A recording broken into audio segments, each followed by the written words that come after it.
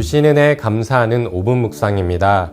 오늘 말씀은 창세기 41장 17절에서 24절로 내 힘으로 해석 안 될 때 주가 일하시게 하라는 제목으로 은혜를 나누도록 하겠습니다.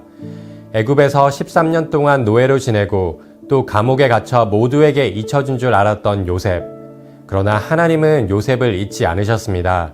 하나님의 때가 이르자 요셉이 미처 알지 못했던 모든 사건들을 하나하나 꿰어 그를 향한 하나님의 계획을 이루셨습니다.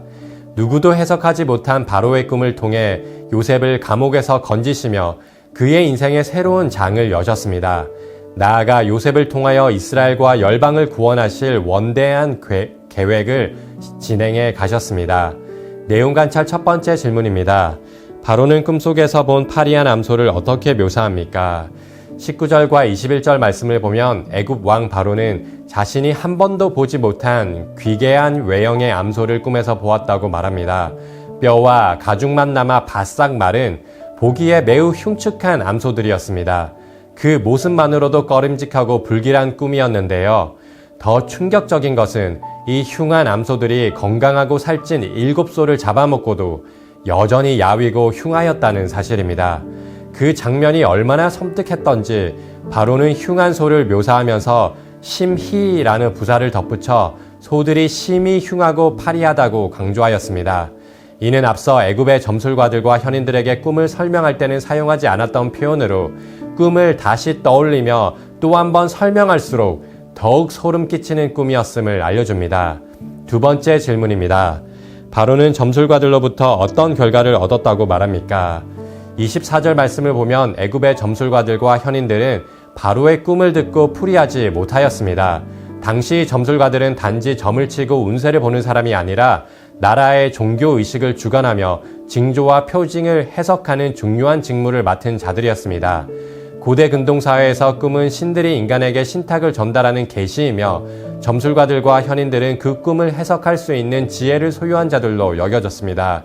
실제로 애굽과 바벨론에는 꿈을 해석하는 기술과 비법을 담은 해몽서들이 존재하였습니다.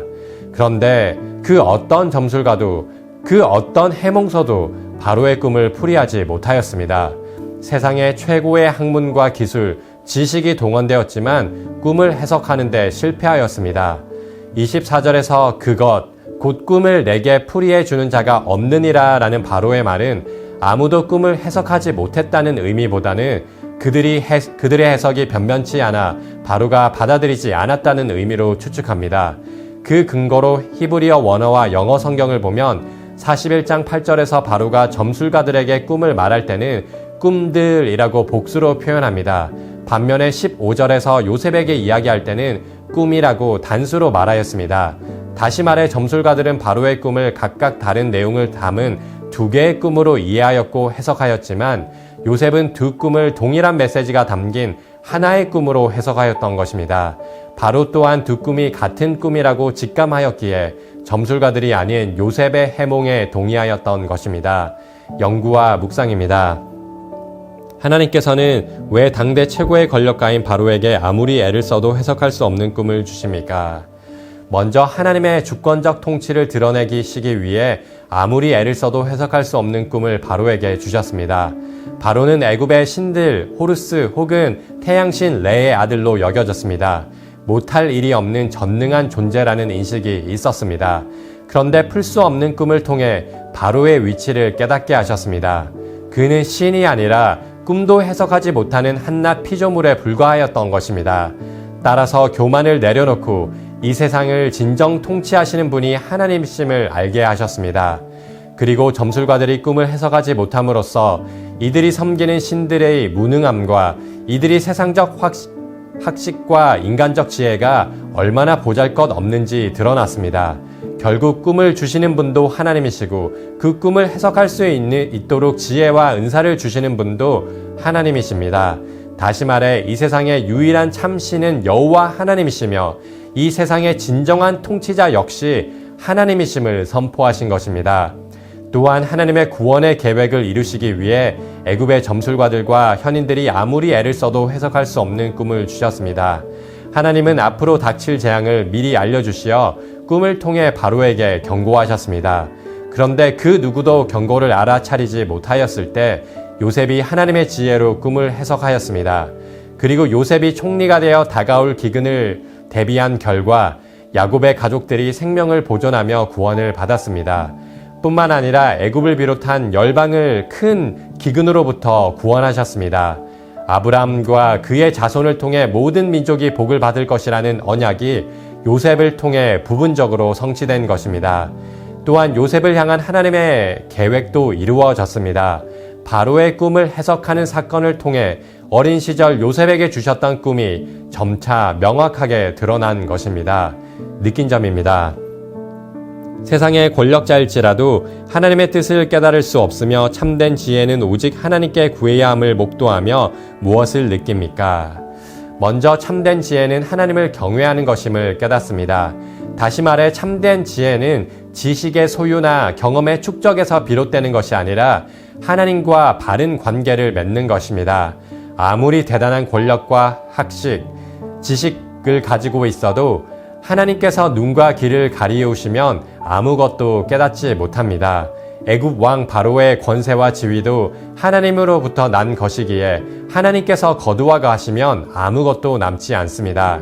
따라서 우리에게 어떤 재능과 능력, 특별한 역할이 주어졌다면 그것은 내가 뛰어나기 때문이 아니라 하나님께서 맡겨주신 것임을 기억하며 늘 겸손해야 합니다. 하나님께서 나를 통해 이루고자 하시는 뜻이 있음을 기억하며 하나님을 섬기고 또 이웃을 섬기기 위해 우리가 가진 것을 바르고 정의롭게 사용해야 합니다. 또한 우리 눈에 보이는 세상보다 더 크고 영원한 보이지 않는 영적 세계가 있음을 깨닫습니다. 참된 지혜는 잠시 있다 사라질 이 땅의 것을 붙드는 것이 아니라 보이지 않는 영원한 세계를 바라보는 것입니다. 하나님 나라와 그의 의를 위해 살아가는 것입니다. 만약 우리가 눈에 보이는 것만을 바라보며 사라질 것에 우리의 소망을 두게 된다면 하나님이 주신 꿈을 잃은 채 세상에 매여 살아가게 됩니다. 믿음으로 보이지 않는 것을 바라보며 하늘 소망을 품을 때 우리는 하나님의 뜻을 이루는 참된 사랑의 삶을 살아가게 됩니다. 말씀에 대한 우리의 결단과 적용입니다. 우리 삶에는 내 힘만으로 해결할 수 없는 문제가 너무 많습니다. 그럼에도 불구하고 그 문제를 내가 붙들고 해결하려고 하면 능력의 한계를 절감하며 좌절하게 됩니다. 세상 사람들은 그 견고한 현실의 벽 앞에 염세적이 되고 불안과 염려 속의 삶을 비관합니다. 아무리 애써도 해결할 수 없어서 답이 없는, 아무리 벗어나려 해도 탈출구가 없는 현실에 절망하게 됩니다. 그러나 성도는 지식과 능력 혹은 인맥과 자원의 한계를 경험할 때 학교, 직장, 가정, 교회 그 어느 곳에서든 병을 마주하게 될 때 오히려 더욱 소망이 솟아납니다. 바로 그때 우리를 친히 인도하시는 하나님의 능력의 발을 생생히 경험하게 되기 때문입니다. 사람이 할 수 없는 그 일을 이루시는 하나님께서 구원의 계획을 성취하고 계십니다. 하나님의 약속을 믿음으로 굳게 붙잡고 나아갈 때 우리의 모든 걸음을 인도하시고 선하고 위대하신 하나님을 경험하는 복된 하루가 되길 소망합니다. 이 시간 함께 합심하여 기도하겠습니다. 세상의 기준이 아닌 하나님의 시선으로 문제를 바라보도록 영적인 눈을 열어주시고 하나님을 경외하는 참 지혜를 더하여 주소서. 하나님의 약속을 굳게 붙잡고 믿음으로 담대히 나아갈 때 우리의 모든 걸음을 인도하시는 하나님의 손길을 경험하게 하소서. 우리 거룩한 문 성문교회가 하나님의 일하심을 더욱 깊이 경험하며 구원의 계획을 이루어가는 사명을 온전히 감당하게 하소서.